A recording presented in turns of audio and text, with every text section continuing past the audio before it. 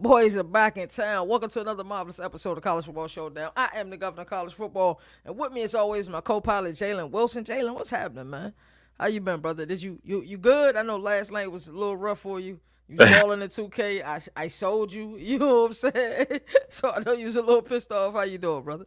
Man, I'm good, man. Nah, I feel like D9, what's happening, Playboy? you started off playing terrible, but Mm, it was like we still had a chance at the mm. end, and I missed that shot. I think we was down 5 at that point, maybe like Yeah. It was a big shot. yeah. It's like I'm like dang. Um, but yeah, it was yeah. I've been good. Nothing really been happening. Uh, For work week, only work Tuesday through Thursday, so that's pretty good. yesterday and Wednesday. So Have you been paying attention to the madness in the wonderful world of college football? Like, I don't think, like, every year I think I'm more locked in, but I don't think I've ever been this locked in. Like, the notifications I have on Twitter are all, like, college football news sources that, like, all go to all of the spring events. Like, next year I want to go to the spring meetings because this year's been messy, bro. So I don't know if you've been keeping up with it, but so much has been going on. Also, it's magazine season.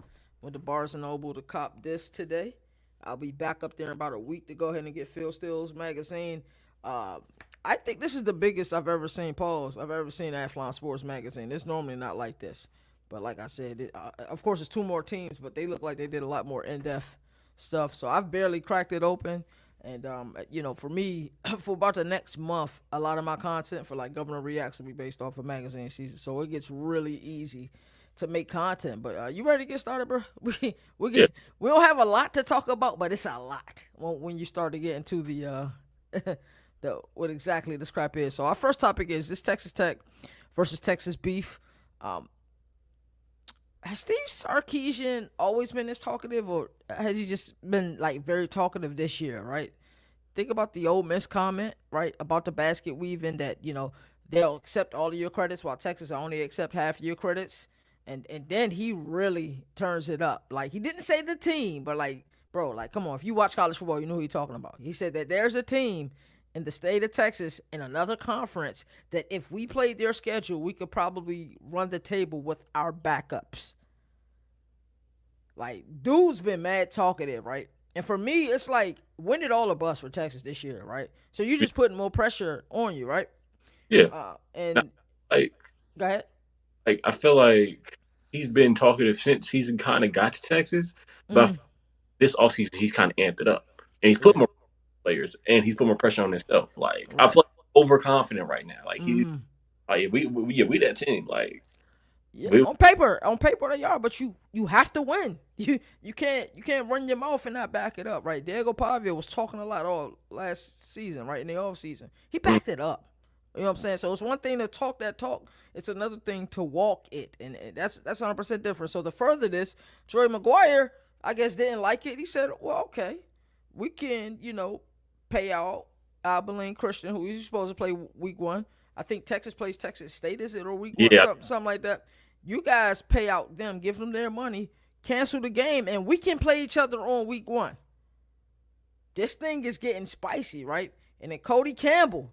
Man, when I tell you, Cody Campbell's one of my favorite. Like, he's one of the villains of college football, and he accept that role. Like, any smoke that he's went at Brent Yormark this offseason, he don't play about that team in Lubbock. And let me pull up my notes so I can quote exactly what he said. But bro don't play around, man. And he was on the Pat McAfee Show, and he said, Bevel is a steer. It's become very clear that there's quite a few steers down in Austin. There aren't many bulls. When Sark opened his mouth and picked a fight with the West Texas boy, he should have known to pack a lunch. We are ready to strap it on, pause, spot the ball, and go. So this thing is getting extremely spicy. Texas Tech is answering the call. Oh, you said our schedule is soft? Motherfucker. Oh, yeah, we know you play Ohio State week 2, but won't you play us week 1? yeah, So, granted, coaches don't settle these things. You know what I'm saying? But people like Cody Campbell can settle these things. Joey McGuire said he's ready to play. Cody Campbell said he's ready to play. Do you think Austin and Texas will answer the call? So talk to me about how you feel about the whole situation. Will they answer the call? This will be so good for college football to see these two teams play week 1. It will be monumental for the sport. And if Texas Tech beats them,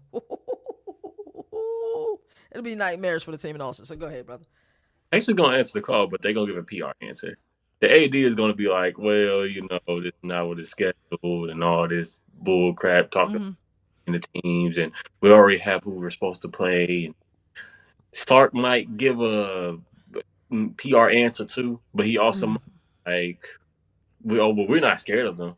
Or he could backtrack and be like, I didn't say the team we were talking about. I didn't say we were talking about Texas Tech. Could have been talking about TCU. Could have been talking about Texas State. Could have been talking about what's the Texas team. Nah, not A&M. They're in the same conference. But. Not in the same conference. So, yeah, once you really start to look at it, it wasn't difficult to decipher who exactly he was talking about. Yeah. But I was like, they'll answer the call, but they're gonna be like, yeah, no, we're good. We kind of don't want to play it. There's no point to it. Now, there is a way where they can play. People can bully Texas into playing Texas Tech, like, because the thing that happens, I think, on the thing that social media has the power to, they have the power to change things. As far as if enough people talk a certain way about a certain thing, then things can happen. Like, I feel like, okay, with the NBA, I don't know if you saw, they changed the lottery odds. I feel like a lot.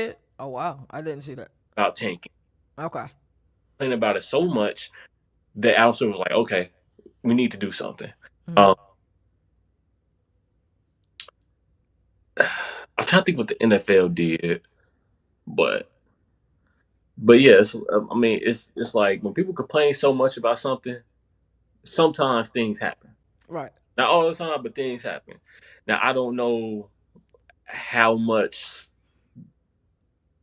college football fans can sway Texas maybe into it. But I feel like it could happen. Should it happened back in the pandemic season when BYU and Coastal Carolina played? Right. People were saying that they should play because both of their games got canceled that week, if I'm not mistaken. So they make up a game. Here you go. Yeah. But yeah, social media has the power to change some things, and they have the power to potentially bully Texas into playing Texas Tech. Although I'm afraid that Texas is going to give the answer talking about, hey, we didn't say a specific school. So, and Steve Sarkisian might be like, well, we've always talked about them, so why are they concerned about us? You remember the old saying? I know you're younger, but you remember, don't start no, won't be no. Yeah. This falls under that umbrella, bro. Who was that? That Lil Jon and the East Side Boys. Yeah. So that falls under that umbrella, bro. Like, or is it don't throw stones or hide your hands or something like that? They say a lot of stuff. Like, one of the ones is don't throw stones if you live in a glass house. Yeah. You know what I'm saying? That's one of the ones. But to me, there's no way on God's green earth you can start this type of conversation, right? Like, let's say I say, oh, you know what, Jalen, I'm better than you, right? I'm talking, you know what I'm saying? Like, even if it was a subliminal, right? Me and you play on the same team. Let's say I say, oh man, you know, if I could do with Jay, you know what I'm saying, with these other players on my team, but it's directed at you and you know it's directed at you, I had to deal with it, it'll be easier for me. I started it, so when you say, all right, let's line it up, let's play, I can't run from that. You can, and the media won't allow you to run for that. And we'll be calling Texas soft for the rest of the year. I would never let them get away with that. You can't start something and don't finish it, right? Lubbock is saying, hey, our money is long. We was in the playoff last year. You weren't. You know what I'm saying? So go ahead. If you want to line it up, we know you play Ohio State week 2. We know it's in Austin. Line it up. And they said we can either play in Lubbock or we can play in Arlington. Bro, they are really lining it up. Like, they're not just talking about it. They're ready. What you about to say? If anything, I think Texas should just be like, hey, we don't want to play in Lubbock. We just go to Arlington. Yeah. Even better. Like, yeah, that's what they say. Yeah. So I think Arlington would be neutral site for both teams. Yeah. They said, you know, we can, if you guys don't want to come to Lubbock, that's cool. You know what I'm saying? They also didn't say they're willing to go to Austin. He said we can play in Arlington. They have figured this all out. Texas has to answer the call, or we the media are going to call them soft for the rest of the year. I promise you that. Like, they have to answer it. Now, I think you're right. I think they'll give some old politically correct. Oh, I misspoke. Like he said with the basket weaving thing. Don't be retracting statements, right? As a journalist, you do take an oath as a journalist, right? And sometimes as a journalist, with that oath, you have to retract your statements from time to time. This is free will, bro. You're the head coach of the Texas Longhorns, right? You had free will when you spoke on Ole Miss basket weaving. If you say it, stand behind it. Don't apologize when Pete Golden and them right across the other side of the room at these spring meetings. Don't wait to Destin to do that. If you didn't want to say it, don't say it at all. But stand. So you remember when Dabo Swinney had the receipts about Luke Farrelly and all of the NCAA probe that's happening now?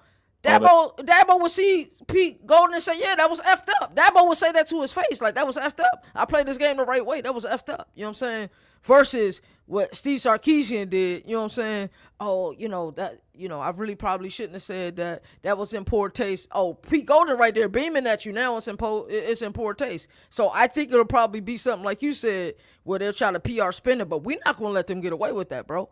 You ran your mouth about their schedule. They said, okay, Abilene Christian, take your money. We getting plenty of money in Lubbock. Let's play you. Now they got to answer the call. They're not going to do it.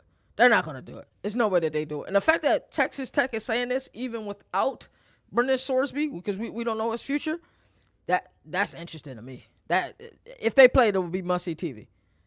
It would absolutely be must-see TV. What are the chances on a scale from 1 to 100? Do you think that they play? 15. 15? Yeah. Because I don't think this is a logistical thing. Quarter of a chance, but because the teams that play them are only playing them to collect a check. They know they're going to lose. They're going there to lose and collect a check. You do have your anomalies sometimes. When was it Middle Tennessee that went to Miami and beat Miami a few years ago? Yeah, you have a few anomalies.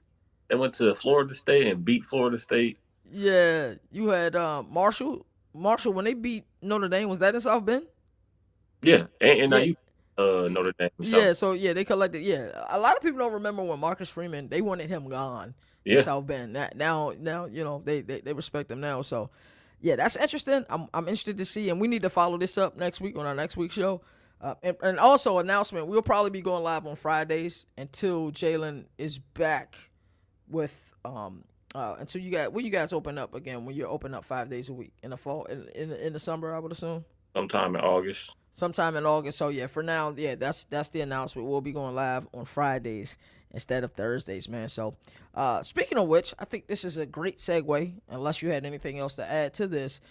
We did something a few months ago. It was an outstanding episode I did. Also, Jalen comes up with the ideas for the show, and I always love the ideas he has. One concern for the SEC team. So I figured the best way to do this, we go in alphabetical order, and then we can go bar for bar. You name a concern, I name a concern. Some of the concerns we'll have will be the same, right? I've been working with Jalen for almost 6 years now on content. Me and him been doing this show for over 2 years now. So, of course, some of our concerns will be the same. If they are the same, we'll just both add on to whatever we have to say, right? So, all right, let's get started. Alabama, what's your biggest concern? How did the young quarterbacks look? To be honest, I mean, Austin Mack and Keelan Russell. Yeah, because I mean they're both supposed to be talented, but we don't know how good Keelan Russell really look. We don't even know how good Austin Mack is going to really look. I mean, we've seen Ty Simpson for the past 2 seasons. Past season. Yeah. Then, also it's how well is the pass catchers around him? Right. Because Ryan Williams was, of course, supposed to be that guy. That guy. I'm not sure if he's that guy. Yeah. Who knows how he looks this season? You know, the offensive line has been good. The run game last year was a little inconsistent. Really, it's piss poor. You had Jim Miller when he came back at one point. It looked good. Even still with him playing at times, it wasn't that good. But yeah, it's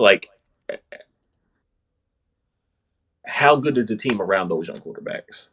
Unless it's probably Keelan Russell that's starting, right? At least that's what I think.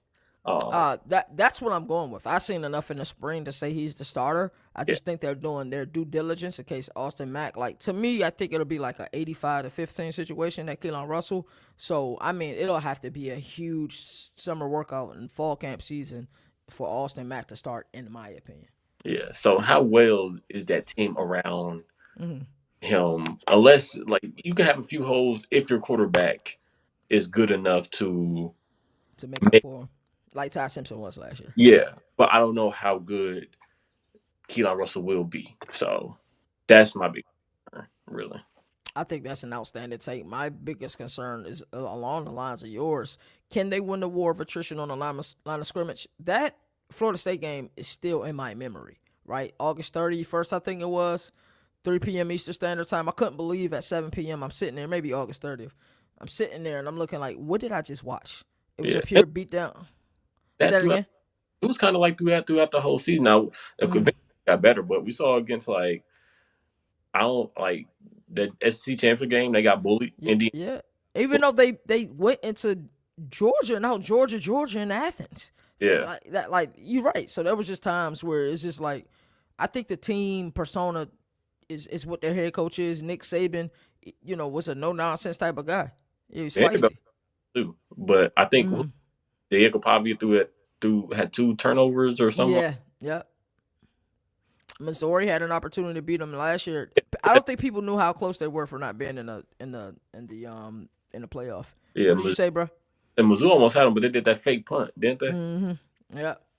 Just such a terrible call. So yeah, for me it's that. And then who's gonna be the guy at running back? They couldn't run the rock last year. Is the freshman gonna be ready? I forgot the kid's name, but I think he's been injured during the spring season. So I don't. That's my concern I for remember Alabama. running back was basically kind of the premier position during the For a very long time in Bama. Mark Ingram, who was at the market, Trent Richardson. Then you Yeah, had Trent Richardson was outstanding. what was the guy after Trent Richardson? Played for the Jaguars. Oh yeah, number 4, Yeah, Yeldon, TJ Yeldon. Yeldon, yes, TJ TJ Yeldon, Yeldon was called. yes. And then you had like Derrick Henry go. Bo Scarborough is even good. Josh Jacobs, Mm-hmm. Damian Harris, So they Not got Harris. Daniel Hill and Kevin Riley Yeah, as the starter in the spell. They did get a stud freshman. It should be in here somewhere. Anyway, I'll look at that a little bit later. yeah, it's crazy how it's Alabama's falling off a cliff, but you know, I Mm. don't on the 12-team playoff they wouldn't have been in it, but Oh, I think we agree with that 100%. So I think we have similar concerns for Alabama. Talk to me about your concerns for Arkansas. they might be the worst team in the SEC next year. Could be. Could be. I want to say just about almost about everything. Their defense last year was not good. Offense was not that great either. And the crazy thing is they had players like, I think Mike Washington. He's with the Raiders now. So Yeah, you think with him and Ashton, what's my guy name? Ashton, they played with Boise State. I forget oh about yeah, players with Genty. Yeah, Ashton Genty and Mike Washington. I think Mike Washington may have as a spell running back this year like 400 or 500 yards. Like I think he's that damn good. yeah. I mean, my concern is like how do they get 3 wins, Mm-hmm. 4 Mm-hmm. in conference play? Because I don't think I think they end up being almost the worst team in the SEC. I don't think you're wrong. And to me, Hunter Yurachek, when Sam Pittman was ultimately let go from his position, honestly said that he don't believe Sam Pittman had the resources to win in Fayetteville, Arkansas, right? So to me, it's like, alrighty, you admit you didn't give this guy the resources. Are we going to give Ryan Silverfield the resources, right? Are you guys going to be willing to put up the money that is needed to build one of these rosters? You got teams in your conference, probably at least half of the teams have at least $30 million rosters. There's a few teams with $40 million rosters. What are you going to do as far as the resources are concerned so that Ryan Silverfield actually has a chance? I think Sam Pittman was such a likable guy. He had decent quarterbacks. KJ Jefferson, he had my guy. I draw blanks once these players leave to the NFL. I draw blanks. Say it again. Talking about Green. Talking about Yeah, Talk. Taylor Green. Taylor Green. So I don't know. Are you going to give him the resources to win? You came out and said this about Mike Pittman. That's my biggest concern, and I think you're right. When you look at the overall roster construction for that team, how can they sustain that conference? Hell, it'll be a couple conferences they might struggle in, just with the current roster construction. Would they? I don't know if they'll struggle in the Big 12. They wouldn't win it. Wouldn't win the ACC. Damn sure wouldn't win the Big 10. I could probably name. Oh yeah, that's a game I want to start playing too. I can name this many players better than this player in the conference. Yeah, we gonna start doing that soon. But anyway, yes, that's my concern for Arkansas. So I think our concerns are similar. I think our expectations are similar, even though we are both huge fans of Ryan Silverfield. We got to meet him last year at American Media Days, but that's it's a little interesting. Yeah, Auburn up. Go ahead. What do you want to add?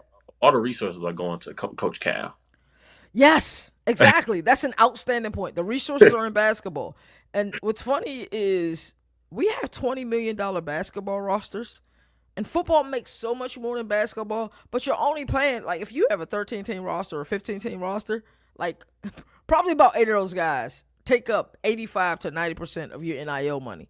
So think about that. We have 8 guys making $20 million versus 85 guys making, 25, 30, $30 million. Basketball, I guess, is still wealthy. Yeah. I mean, Jerry Jones, I don't know if he's still pumping a lot of money into Arkansas. Oh, yeah, of course. He is. But that's his alma mater. But when Coach Cal first got hired, it was like, oh, Jerry Jones is spending more money on Arkansas than he is on the Cowboys. Yeah. that's funny. Yeah, that's his alma mater. So yeah, of course he's going to give them the resources. Tyson Chicken is like their sponsor. Like Tyson, that's like they're the biggest chicken company. I ain't willing to bet that the college basketball roster is probably dollar for dollar for what they spent for their college football roster, and they probably spent more on the college basketball roster. I think last year their basketball roster was like close to 15. That's crazy. That's ridiculous. And if I'm not mistaken, this offseason they went. It's probably like 20, right? Yeah, this offseason Arkansas basketball went and reloaded. They got the number 2 player in the nation, maybe number 1. Oh yeah, it's been it, buddy. So and they got a couple people in the transfer portal I know. So yeah, they definitely done spent some money. And then you got to keep all the players that you want to stay. So to me, it's like the resources are misaligned, right? Because when we think about, I was watching. I think they're misaligned because when you look at, I watch 30 for 30 all the time. I always look for sources of inspiration, right? And, content creation, you got to find them sometimes when you know the work that you put in them, but sometimes you're not yielding the results as far as the views and all of that stuff. So you got to find sources of information. I was watching Raheem for the Big East because I do miss the old Big East. Like, that 95 year in the Big East was one of the best years in college basketball ever. And the reason that schools were leaving the conference is for what, Jalen? It was for money? For football money. That's why they believe in Syracuse with the ACC for the football money. Because, think about it. How many seats you sell in the basketball stadium versus the football stadium? How much you going to do in concessions in basketball versus football? It's astronomical. So, to me, the resources are misaligned. Well, no. Cal does a great job with the basketball program, so keep those resources there. You have to find a way to get more resources. I believe Jimmy Johnson, that's his alma mater, too. Find a way to get more money to invest more into your football program. But you can't have your basketball program and your football program tipping the scales. If you're going to invest in a basketball program because they're damn good, do that. But if you just said that you didn't give Sam Pittman enough resources to win, then give him more. Give Ryan Silverfield more resources to win. So that's my opinion on it. But I love that discussion that we just had. So let's talk about Auburn. What is your biggest concern for Auburn? How well will Byron Brown adjust to the SEC play? Nailed it. Because he's a good runner, but I think he's an average to a little bit above average passer. He's quite inconsistent at times, but he's like the Diego Pavia, but I feel like he's more talented than Pavia. Oh, for sure. Me personally, I don't understand the Byron Brown dislike or dismay. I don't know if it was because all of the quarterbacks had a poor spring. And what I will say to that part is that the defenses should always be ahead of the offenses in spring. They've seen everything. If you're Yeah, not, I would not want my defense behind when it comes to. yeah, no, they should be ahead. And then think about like this: Auburn has one of the best defensive coordinators in the country, in DJ Durkin, right? Who I think almost did enough to be their head coaches. But to me, if there's an offense that SEC defenses struggle with, especially like the 4-2-5 and 4-2-5 swarm, it's the veer and shoot. We've seen Tennessee have a lot of success. Like, think about it. Like, Tennessee, yeah, they lost some games this past year, but to me, they outplayed their hand, in my opinion. Joey Aguilar looked really good in some game. Like, that Georgia game, like, they murdered Georgia. A lot of what Ole Miss did last year was veer and shoot plus air raid principles. And, we seen Ole Miss put up points on them. Like I said, Tennessee 2022 is one of the darlings of the sport. So the system is there. And my same question was your question. The defense is going to produce. If the offense can produce enough, I think they can be bowl eligible or better. I truly do believe that. As 2-3 seasons for Auburn offense hasn't really got it. I think a lot of that, in retrospect, this probably isn't fair for me to say about Hugh Freeze, but I'm going to say it anyway. I think college football is a sport that your head coach has to be an absolute maniac. Like, Mario Cristobal tapped into being a maniac during the college football playoff. I 100% believe that. He had this look in his eyes. He looked like he'd been up snorting, cocaine all night. But to me, that's when the coach is locked in. I see Jeff Brown look like that. I see Kirk Signetti look like that. To me, that's when the coach is super locked in. You know what I'm saying? So, Hugh Freeze, a lot of times, was caught playing golf a lot. Like, college football, you don't have a lot of time. You better take that week and a half, maybe 2-week vacation with your family. Half of that time, you need to be spending, 9-1, I'm answering phone calls, I'm talking to people, I'm working on stuff. Like, you don't have... Say it again? He freestyle was still like 2015 when he was at Ole Miss and he was paying players, but you shouldn't be paying players at that. Right. We didn't have the antitrust laws. Hey, I'm paying for Laquan Treadwell and what's his name? Chad Kelly. Yeah, so to me, he wasn't locked in. I think Alex Golish is doing the work. I think they'll figure it out. And to me, I truly believe that this team could be better than bowl eligibility this year. But yeah, the concern for sure is on the offensive side of the ball. Byron Brown has to be elite. He has to be elite and not try to make a bunch of plays downfield where he's throwing a lot of interceptions. He need to keep his interceptions on about 5 or 6 this year. It's going to be difficult, but I think he's going to have to do that. Like, you got a great defense. Don't turn the ball over. Use your legs. Pick up first downs, and just be a hassle. That offense is difficult to stop. The 4-2-5 just struggles against that veer and shoot scheme. All right, Florida. I'm interested to hear what you say about Florida.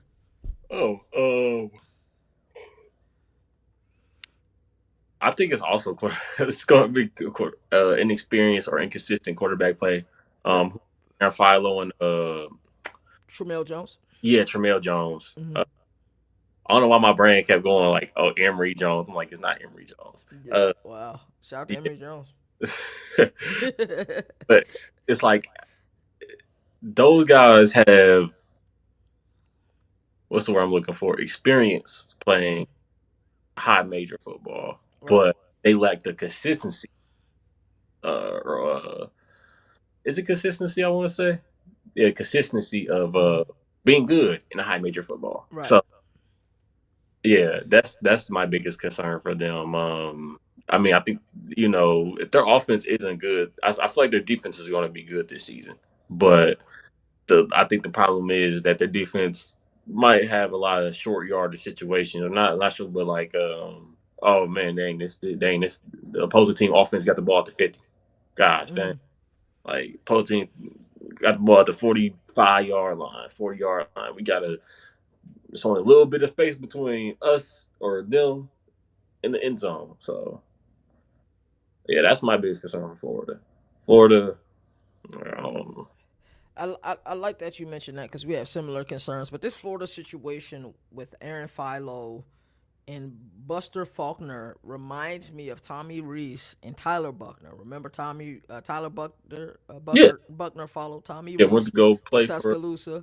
Yeah, we was thinking, okay, well, he has to have an inkling that, he may get a good opportunity to win the starting job, over Ty Simpson and what's my guy name that plays for the Seahawks? Yeah, Jalen Milroe, and didn't happen. So to me, Aaron Philo should have left last year, right? Because he showed after the 2024 season he was capable. Haynes King was banged up a few games. Aaron Philo came out and he played really good. So I thought the ideology was, all right, Aaron Philo will come here. We know he has a chance. To me, Tramel Jones should have got a chance last year. DJ Lagway played horribly, in my opinion. But to me, if you look at the spring season, Tramel Jones outplayed Aaron Philo in the spring season. Now, what does that mean for fall camp? We don't know. But, yes, it's the quarterback position for me for sure. And John Summerall has kind of had instant success everywhere. Can he deal with mediocrity? It's difficult. When things are good, yeah, it's easy to coach. When things aren't great, that's when we find out how really good of a coach you are. Yeah. I don't know think about Florida team this season. Honestly, I feel like it's kind of going to be in the same boat as last season. You think so? I don't think so. I think they'll flirt with bowl eligibility. That's still probably not good enough for Florida, but, John Summerall's going to do the work. I really do believe that. All right, Georgia, I'm interested to hear your take for Georgia. Wow. Every wide receiver, every year, who's our pass catcher? I mean, they lost their best pass catcher in Lost tight end, Zachariah Branch. Yeah, Zachariah Branch. Yeah. He's with who's he with? The Falcons? Yeah. Yeah, so he's staying there. Yeah, but they had A.D. Mitchell for that year, but he was really underutilized. Their best pass catcher in the Kirby Smart era has either been what's his name? Has it been Riley Ridley or Brock Bowers? Like probably just definitely Brock Bowers, but yeah, probably Brock Bowers, and in a close second would be, like I said, once these kids go into the NFL, I forget about him, man. The kid that played with Georgia plays with the Chargers now, really good route runner. White kid. Oh, Ladd McConkey. Ladd McConkey. Ladd McConkey was cold. Ladd McConkey was cold. About yeah. But yeah, like they really have lacked the star power on the outside. For sure. To pass catcher. It's like, I want to say Kirby Smart might be one of the closest coaches to what Nick Saban was. The only problem is at some point Nick Saban said, hey, at one point we had Julio Jones. After him it was Calvin Ridley. Amari Cooper. Then after him it was Calvin Ridley. Then after them it was Devontae Smith, Jerry Jeudy, right. Ruggs. Then after they left it was like John Mechie and Jameson Williams, and so I don't know. It's just the pass catchers, and I think Gunnar Stockton is a solid quarterback, but I think they're going to be heavy relying on the ground game as they have been. But I don't know what the problem is when it comes to Georgia getting elite pass catchers. And they shouldn't struggle. I think the team is a very sexy program to play for. Kirby Smart has won a lot since he's been there, but it isn't a friendly wide receiver room, so I think that may scare some wide receivers from being there. And it leads me to my point. I think they're relying upon, and my biggest concern is not only the wide receiver room, but it's Mike Bobo. Mike Bobo runs a super vanilla offense, which is okay when you got stout defense. But to me, when his back is against the wall, Mike Bobo is one of the best play callers in the country. You seen it last year versus Tennessee. Remember Tennessee scored 3 straight touchdowns? And, when I tell you, Mike Bobo was Huh? Remember the second half against Alabama? Yeah. For the first half, second half, they switch and came back. Yeah. Same thing versus Ole Miss. Remember, Ole Miss was putting up points in bunches during the regular season. And to me, like I said, he's a damn good coordinator when things aren't going well. But, to me, he scripts a very vanilla first 15. And we're going to run the ball and ease into the game. And a lot of these modern offensive coordinators, they're not doing that. They're not easing into the game at all. So those are my concerns for Georgia. But I still think they have what it takes to win a conference. I yeah. That. I mean, just because I trust what's in place. Have they won a conference 2 straight years, right? Yeah, they beat Texas in 2024, and they beat Alabama. Alabama this past year. Whooped out. Yeah, they did. Whoop that trick. Talk to me about your concerns for Kentucky. Roster overhaul. I think they only have what 4 starters from last year's defense returning. Yep. Um, they got a roster overhaul when it comes to defense. New defense coordinator. I wonder how well everything gels together. Mm-hmm. New head coach. We'll have some new offense. So yeah, it's really just a roster overhaul. How well they can play. Yeah, like I don't trust it. I feel like it's too much roster overhaul for me to put a lot of trust in Kentucky this season. Even though they got Will Stein, who was supposed to be a hot commodity in the offseason. But yeah, I feel like it's roster overhaul, and they got a lot of roster overhaul on offense too, transfer portal players. But defense is my biggest concern because I feel like you can get away with roster overhaul on offense. Defense, if things don't gel, it can get real ugly because teams can really score. So, and if I'm not mistaken, the back half of that conference, or no, their conference schedule, they have to play who? Alabama, Ole Miss, Texas A&M, and is it Texas or Georgia? One of the two. Either one is crazy. So, Either one. Ah, man, that was such a great take. So my thing with Kentucky, and I don't know if it's more of a statement or more of a concern, but Mark Stoops was ran out of Lexington. yeah, He was ran out of Lexington, and when I looked at their overall roster last year, it was one of the worst, like in a P4, in my opinion. Not just the SEC, and he was one game outside of bowl eligibility. yeah, Granted, that last game they were murdered. They were murdered by Louisville, and the story with that is the guy that used to be kind of like the GM there in Lexington is now the GM at Louisville. So be careful what you wish for.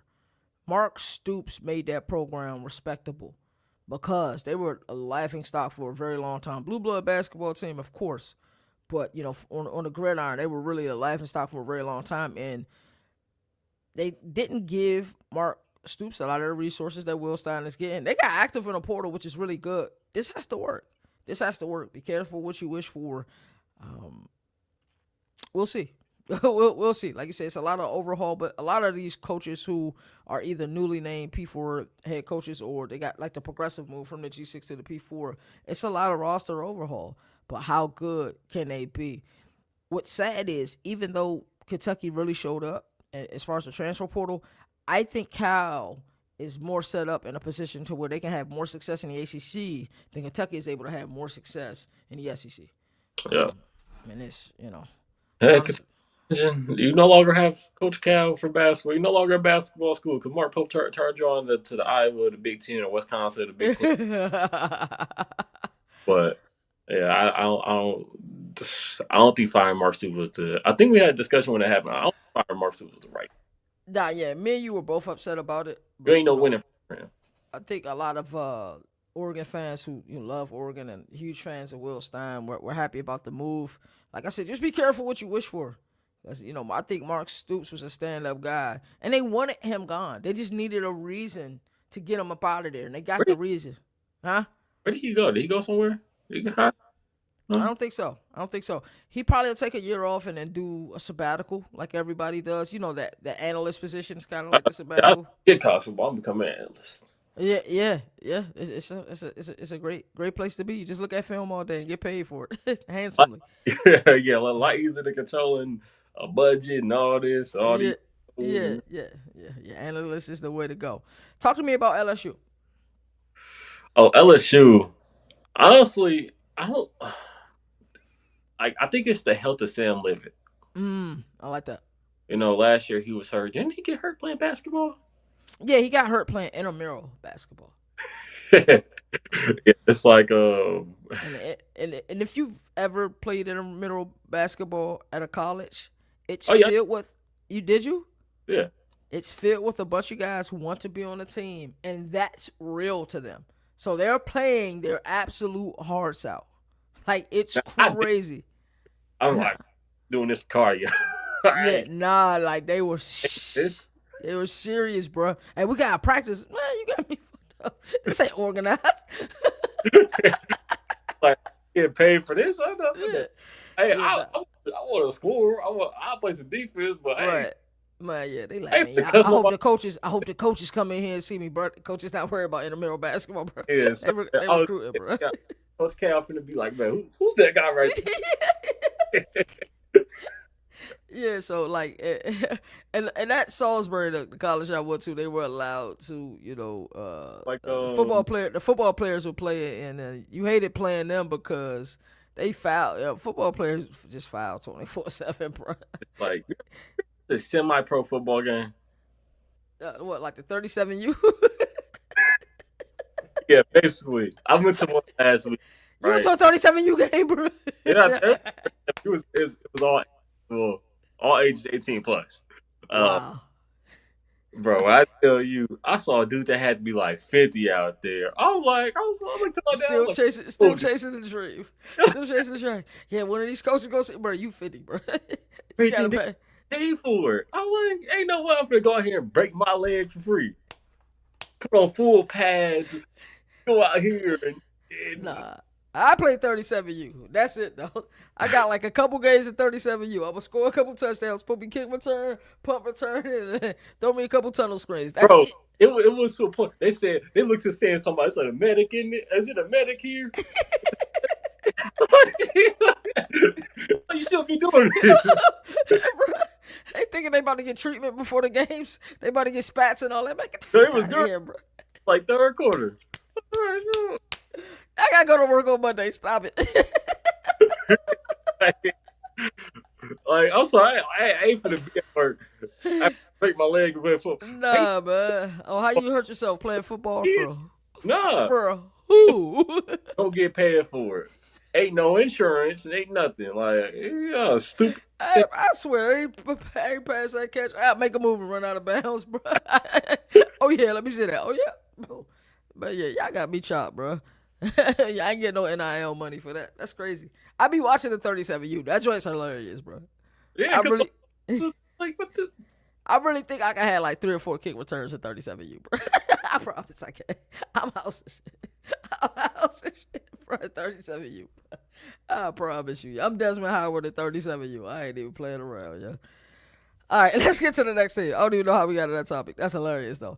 LSU. I never gave. Yeah, I think they had one of the best constructed rosters in the country. If it doesn't yield immediate results, I think all of Lane Kiffin's stops were patient. I think this is his first time in SEC country since he was the head coach at Tennessee. So Baton Rouge is very impatient. They had the roster construction last year. They had it a few years with BK. It didn't work out. What happens if it doesn't yield immediate results?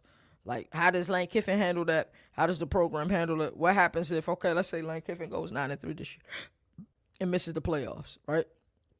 And an NFL team come calling. What does he do? You know what I'm saying? Like, leaving. We already. yeah, and they even created a Lane Kiffin rule now. Yeah. He a $40, That man out there tripping, man. Talk to me about Mississippi State, bro. Oh, I want to say this too. Hey, Sam Levy, you can still play basketball. Just sit in the corner and shoot. That's it, bro. That man was probably thinking outside, Jay working, like Boogie be saying, bro. That man was probably out there going crazy. Oh man, I've met bro. Bro just seems like he's naturally like a hippie. You know what I'm saying? But like he plays ball and he's cool. But like, you know how you could just tell when some people are like just obsessed with it, like they're jittery and stuff when they're doing all that. Bro was just enjoying himself, bro. He wasn't really answering no questions. That man was over there playing college football 26, bro. He was not doing anything else, bro. I promise you, he was just over there playing college football 26, bro. Hey, I bet you would ask like, you want to lace him up? He would say, yeah. Sam Levitt, man. Hey, he lucky that Big 12 Media Days ain't at that same place that ACC Media Days is. Oh, hey, Sam Levitt, come hoop with us real quick.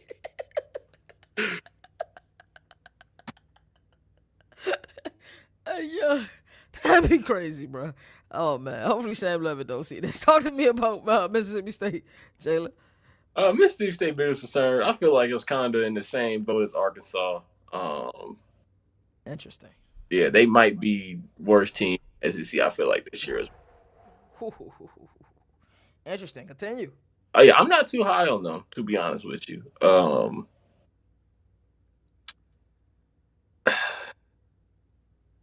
how do I phrase this? I feel like the offensive line is going to be. I don't want to say the worst in the SEC, but I feel like one of the worst in the SEC. I respect that. Yeah. Um, yeah, I feel like that's probably my biggest concern, at least on the roster, is the offensive line. Uh, and I feel like if your offensive line is weak, your offense is kind of weak.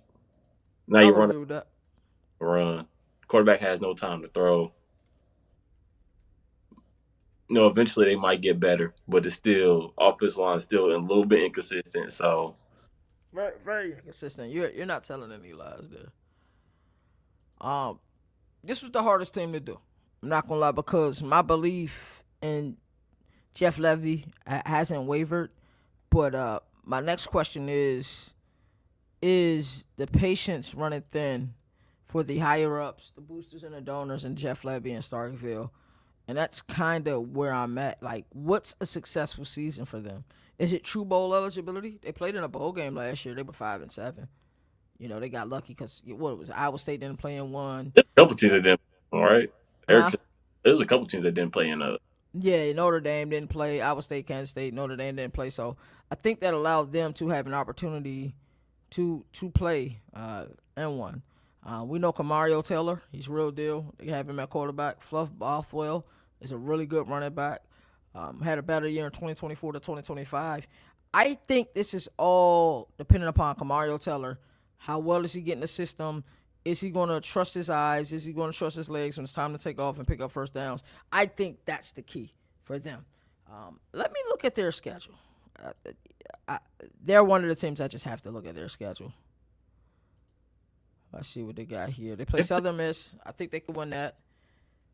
Or is this 2025 schedule? Do they really play Arizona State again this year?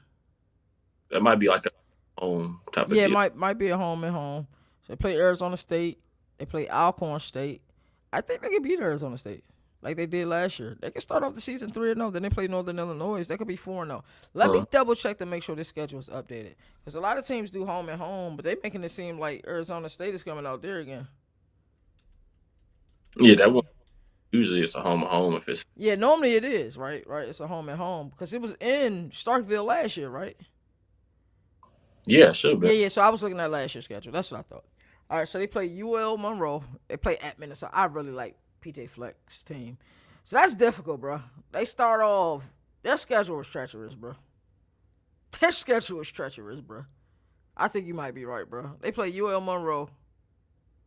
Then they play Minnesota, South Carolina, Missouri, Alabama, LSU, Oklahoma, Texas, Vandy, Auburn, Tennessee Tech, and Ole Miss.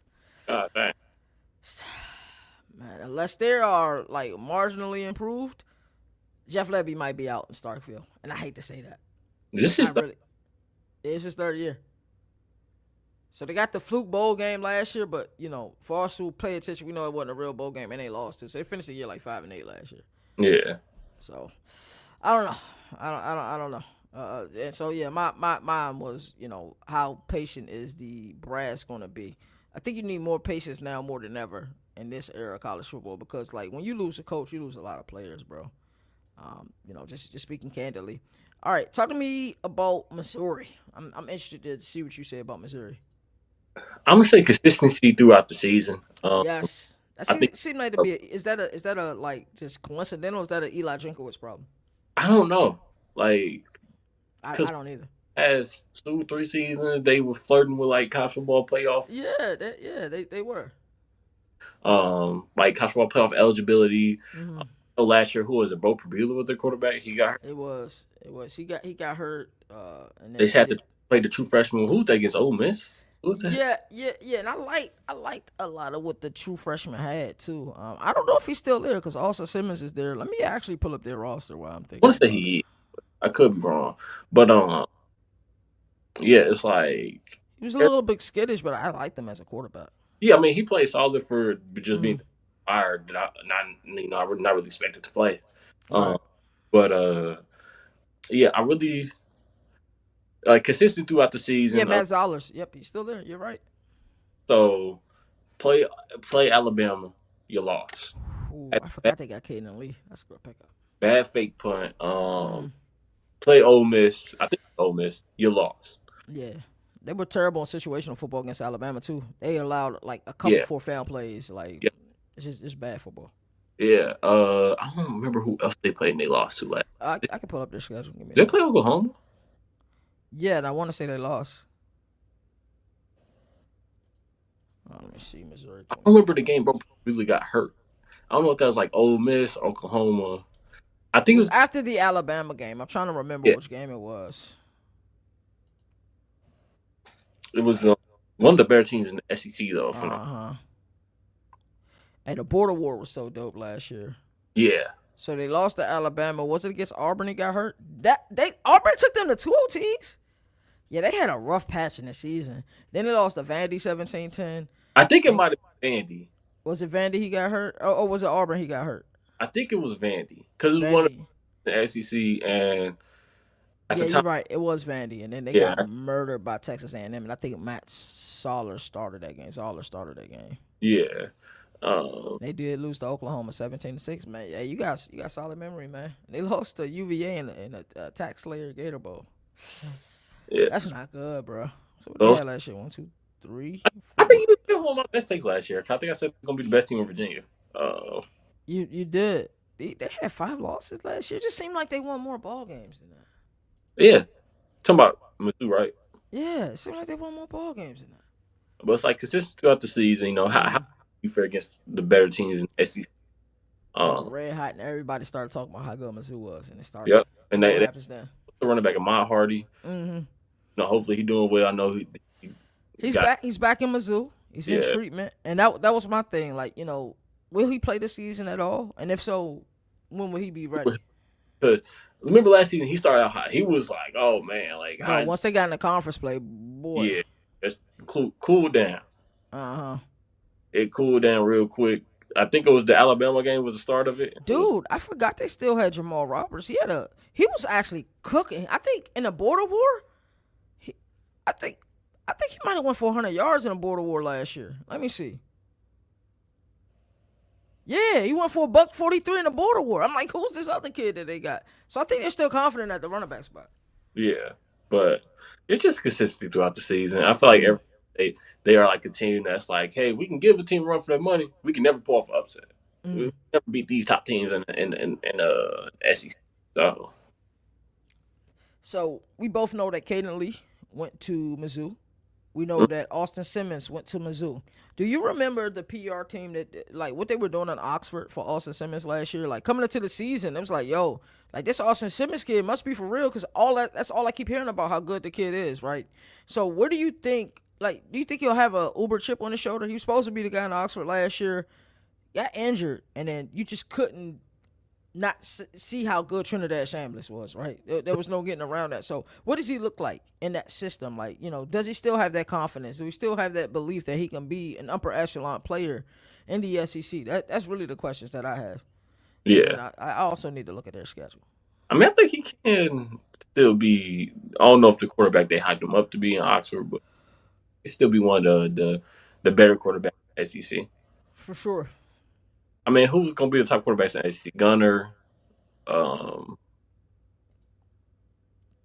Marcel Reed. Why are so many quarterbacks not? It's a lot of good ones, brother. You know, depending on where you had Byron Brown at, we had Trinidad Chambliss at. Trinidad Chambliss. I don't know how I forgot about Trinidad Chambliss. Yeah. So, yeah, they play Arkansas Pine Bluff. Then they play the Border War. They got to go to Lawrence, Kansas, and you know they're going to be out for blood. They play Troy. They play at Mississippi State in Florida. They can start off this season 5-0 if they're clicking on and firing on all cylinders. But how well in the season? That's the biggest problem. Like, say it again. I said, but how well can they end the season though? But then they play home versus Texas A&M, at Ole Miss, at Arkansas. Okay. Home versus Texas, at Georgia, home versus Kentucky, home versus Oklahoma.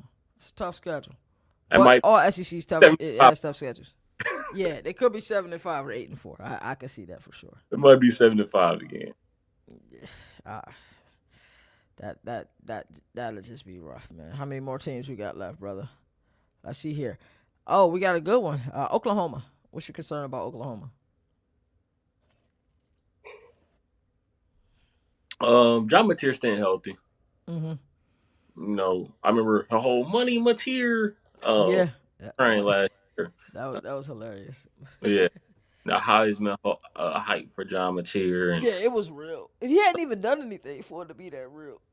yeah, and some of the draft stock John Mateer was being Yeah. put on. So yeah, it's really John Mateer. I mean, last year, I think he missed what two games last year, maybe three. Yeah, it was three. I think it was three. Yeah, then he I had think it was like 2.5 though. To be fair, and then yeah, that Texas game he had no business playing. mm-hmm. And then I think we did come back. He was a little inconsistent. Mm-hmm. So it's And he was favoring the injury a lot too. Like you could yeah, tell it was bothering him. it's really how good John Mateer is, and I feel like that might be the end of Oklahoma. Mm-hmm. My concerns is can they get back to Oklahoma football and run the ball. I looked at this roster. This is one of the best rosters in the country. It's truly what they're going to do this year defensively. We think about how good this defense was a season ago. One of the best defenses in the country in 2024, even though they didn't win, the wins didn't equal that. If their offense can be 12% better, running the ball, if John Mateer can be 12% better, if Brennan Arbuckle can call plays 12% better, this team can win the SEC. They really can. They're that damn good. Up next, we have South Carolina. This is an easy one for me. Talk to me. Oh, is the offensive line for you? Yeah. Protect Lenore Sellers? Yeah. Yeah. Can they protect them? And then how can their new coordinator, because Mike Shula was awful there. Make no mistake about it. But Kendall Browse is there now. We know about the Kendall Browse system, that Verachute system. That should put Lenore Sellers in positions to win. But I don't know. Shane Beamer's seat is hot. I don't care what anybody say. It's red hot because he waited. I think he's one of those loyal people. He should have been got rid of Mike Shula. Like, it just wasn't working. You can even see it. They won a tech game, but sometimes winning kind of clouds your judgment. It kind of clouds your ability to see clearly. Like, y'all struggled. Like, that defensive line killed them. And I swear, if you put all of the weight of the offensive lineman versus all the weight of the defensive line for Virginia Tech, they probably outweighed them by about 200 or 300 pounds, bro. And they were just getting whooped. Like, I mean, it was bad. Like, Lenore Sellers was running for his life. Make no mistake. Just Virginia Tech offense was horrible. I'm like, can cloud your judgment. I can see clearly now. Yeah. Yeah. So, yeah, I'm with you for South Carolina. Tennessee was it? I think I had my notes. It was offensive line, and quarterback. Yeah, that's easy. Yeah, That's they're easy one. kind of like the Alabama right now too. It's to where it's like they have I think their situation is worse though than Alabama. maybe yeah, I probably think either one of these guys are starting over, and I like Faizon Brandon.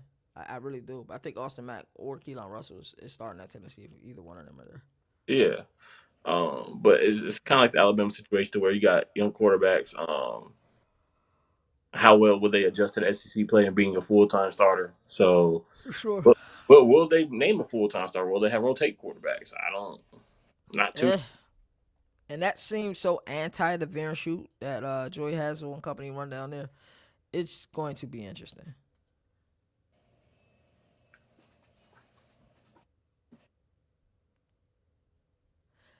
They lost a lot of talent, bro. Yeah. All right, so Mike Matthews is there.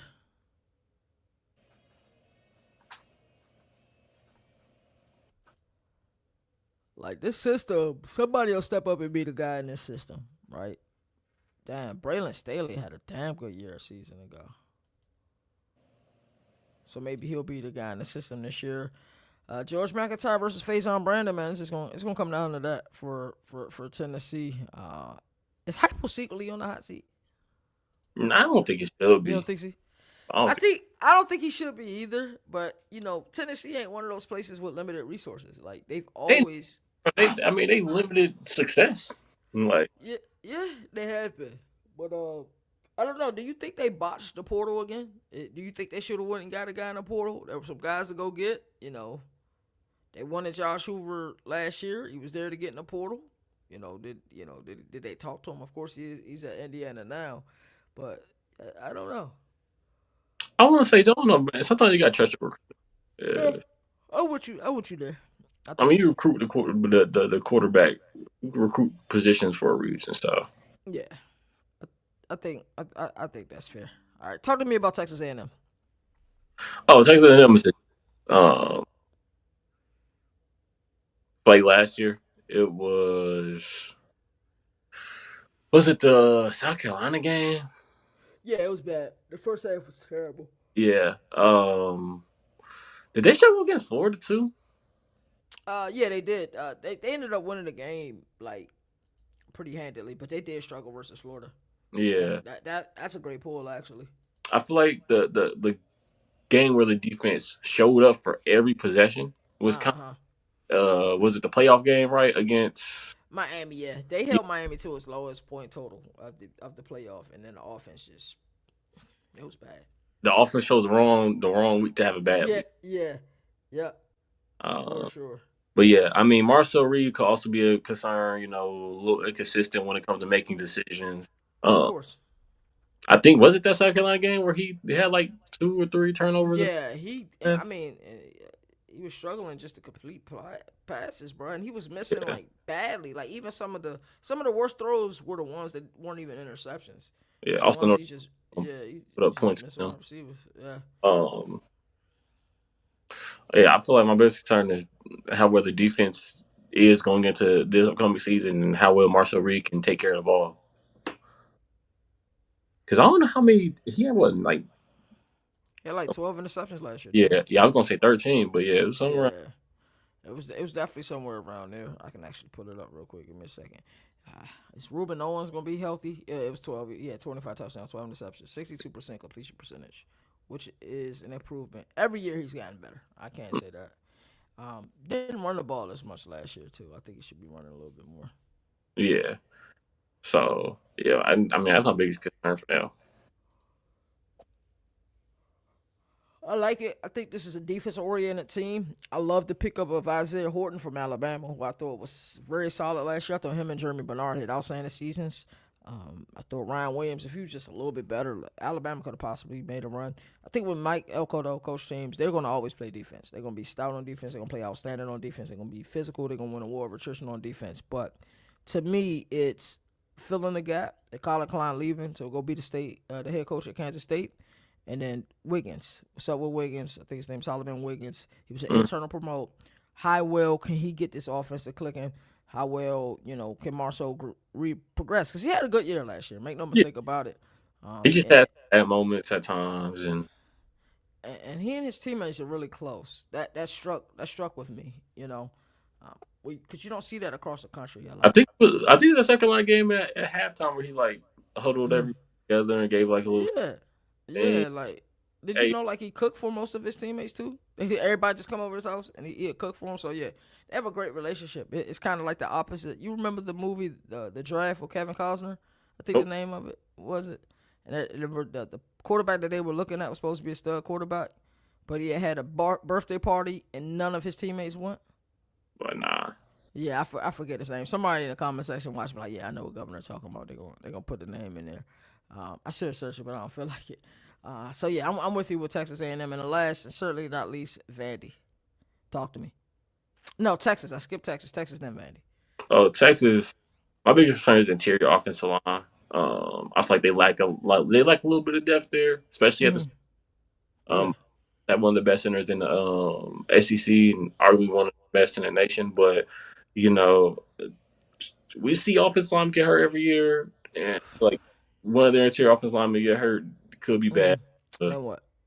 Yeah. Arch Manning is also concerned. No, I'm joking. No, Arch Manning is a little bit of a concern. I don't know how consistent he will be to start the season. What? Like, did you see his stats last year? A lot of y'all like just looked at what he did in the regular season and ran with it. His stats were really solid a season ago. You need me to pull him up for you? I'll pull him up for you. Oh yeah, like what 3,500 yards, something like that. Like 30 touchdowns, only like 6 interceptions. And 26 touchdowns, 3,100 yards, 7 interceptions, added 10 more rushing touchdowns. Like, bro balled out last year, bro. like, in my opinion, my biggest concern with Texas is I don't have one. So that means that it's national title or bust. Yeah. So I don't have one. So that's a huge concern because if they don't win the title or make a deep playoff run, I have questions about Steve Sarkisian.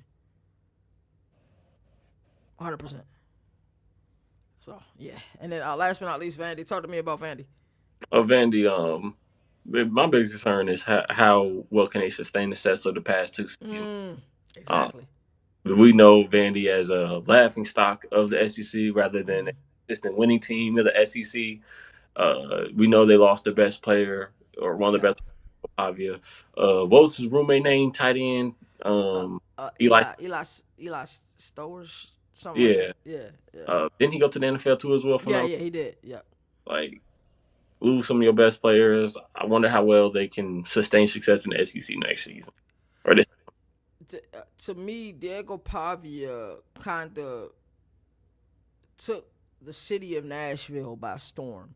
But I think a lot of this doesn't happen without Clark Lee, right? And their general manager, AD, I forget what he is, Barton Simmons, who have been childhood friends for a very long time, where everybody were volunteer fans in their friend group.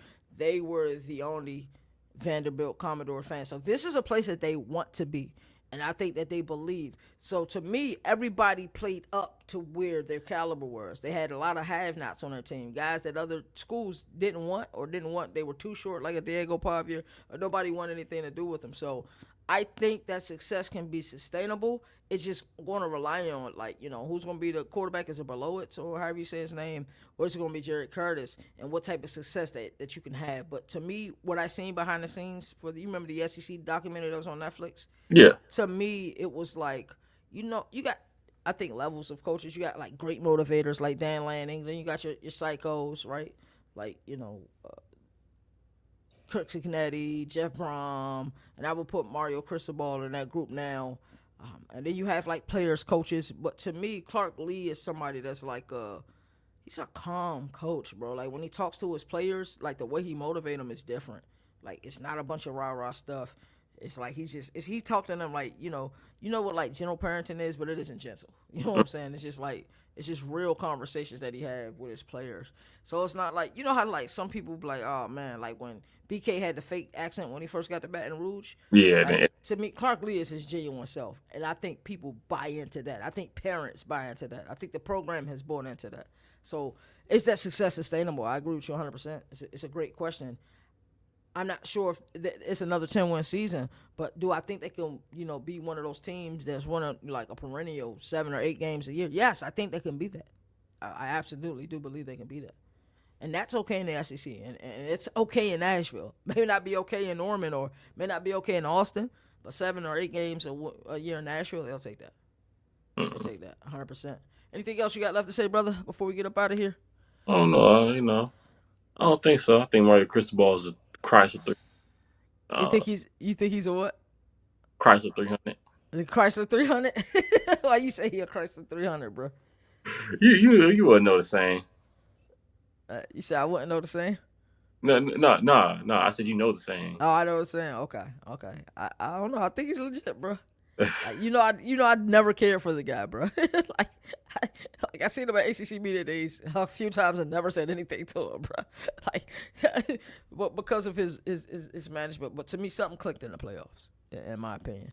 But as I always like to say, there's no more victories in the sport that survive the fastest. While college football is the greatest regular season. Until next time, you all take care. We will see you all next Friday, 2:15 Eastern Standard Time. You all take care.